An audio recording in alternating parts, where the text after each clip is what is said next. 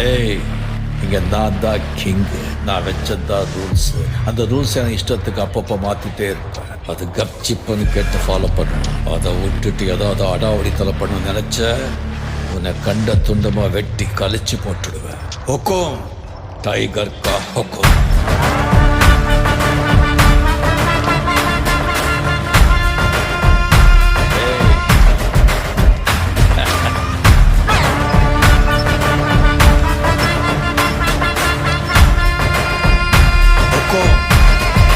tiger